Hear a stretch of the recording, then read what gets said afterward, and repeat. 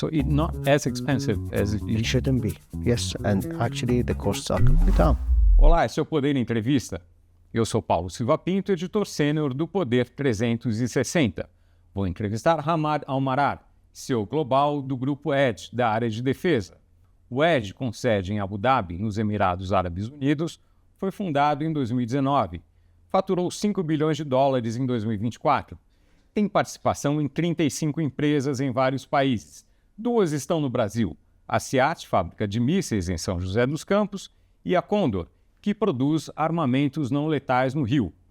Almarar nasceu em Abu Dhabi, tem 41 anos. Foi presidente da área de mísseis e armamentos do Edge antes de se tornar CEO global. Mr. Hamad Almarar, thank you very much for accepting the invitation for this interview. No, thank you for having us. Agradeço também a todos os web espectadores que assistem a este programa. Esta entrevista está sendo gravada no estúdio do Poder 360 em Brasília, em 2 de setembro de 2025. A entrevista, a partir de agora, será em inglês. Mr. Hamad Almarar, I began asking you what are the ongoing and planned investments in Brazil, talking about Edge Group, of course. Sure. Well, to start, it gives us really an absolute pleasure to be here today and to be here in Brazil for a week. We do see the industry in Brazil as the extension of the UAE industry, especially in Latin America. We've been very busy with many of the entities that you're aware of, being SEAT, being Condor, renowned for very novel developments to serve the Navy, the wider nation and security. We in Edge do have a very global view to the way we approach our industry. Just to go back and see how Brazil historically been an industry, it actually offers us strong capabilities and strong talents that we can tap on. So when we talk about extensions and expansion, it goes beyond budgets. We are after what money cannot buy, experience. Brazil have done this for many years. We would like to, as much as possible, utilize what's available in Brazil. And we started with Sao Paulo. We started with San Jose. We have activities in Rio de Janeiro. We want to expand in all of Brazil, not only to serve Brazil, but the world. And to be really cautious, when we talk about the industry in Brazil, it's not only these 2 entities, but through them we wanted to find opportunities that we can both explore in the high-tech domain. It goes beyond military. We want security, we want prosperity, we want growth for both nations. What are the possible advantages and possible hindrances of investing in Brazil? To be honest, we've been active in over 100 countries. Brazil was one of the easiest. Decision makers, there is fast decision making. And I strongly believe there is clarity on where we're heading. Culturally, we're very close. And the ambitions are very close. And we've been working together really progressively on win-win situations in every deal. So it's never been a wasted negotiation effort. And we saw it with every transaction we had in Brazil. I know. Can you talk a little bit about future plans or are 100%. Mm-hmm. We mentioned in the past that we would like to work on a concept that we tend to call engineering hubs. The new talent and the new ideas and the new technology is coming from the young generations, and we are not centric around attracting talent only in the UAE, but I think bringing problems to be solved to where the concentration is very important. Mm-hmm. Today, if you saw, there is a new SEAT facility, and I've been sitting with the management encouraging them to establish the engineering hub for us. In terms, we would like to address developments in AI, in mechanics, in electronics, in software through the Brazilian talent, wherever it is, not limited to SIAT. However, the facilities reflect an expansion. The facility is large, and we'll continue to expand.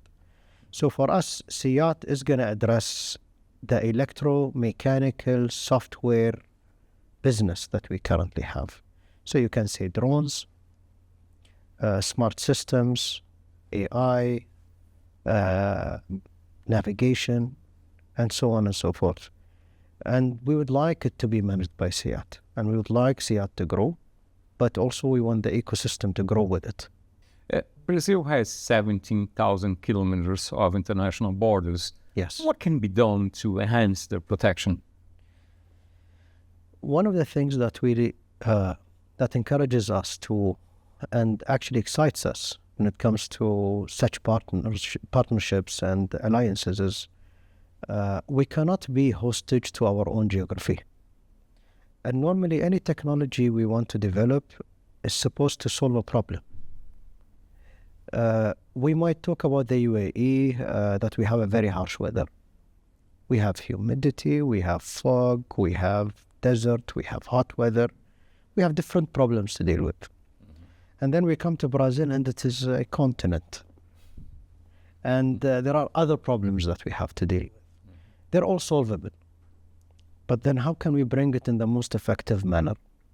You know, today's wars, it's not only military on military. Illegal activities are wars. Illegal fishery is wars. And what we try to do is play a very big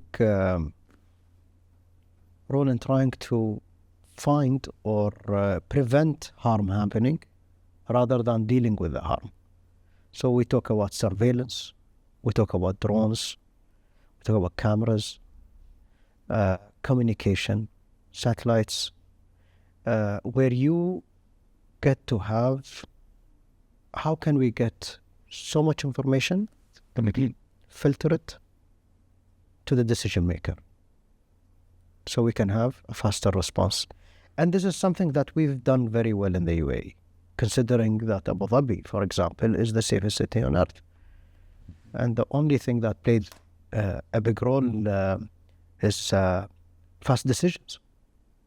Mm-hmm. For decisions, you need data. And data needs to be correct. So this is the kind of technology we would like to explore and see how can we implement in a big scale.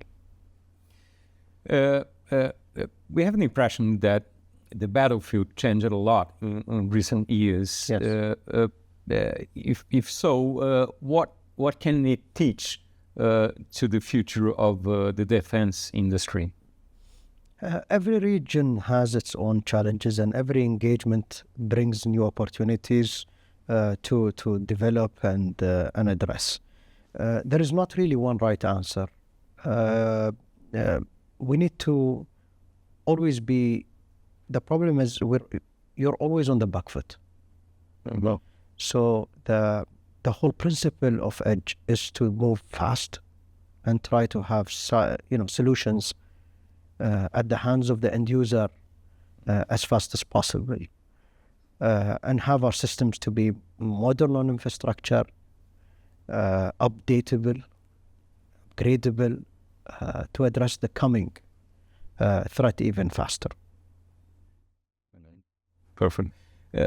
Your market, you look at non-NATO countries mainly. What is the specifics? What's specific to those countries or to this market as compared to the more traditional one, maybe?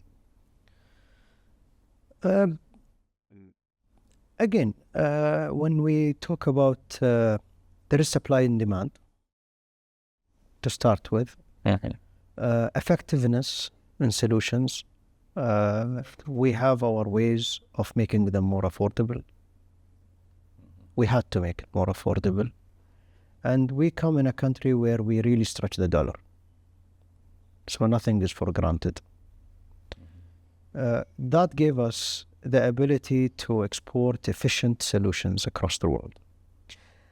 And in many large nations, At least I have seen from my experience that products are offered. It might be a solution for them, but for us it's a product, which means we have to adopt their way of using it. In the UAE, in Edge, we tend to customize the solution for it to be called a solution, not a product. And in a sense, this is very important.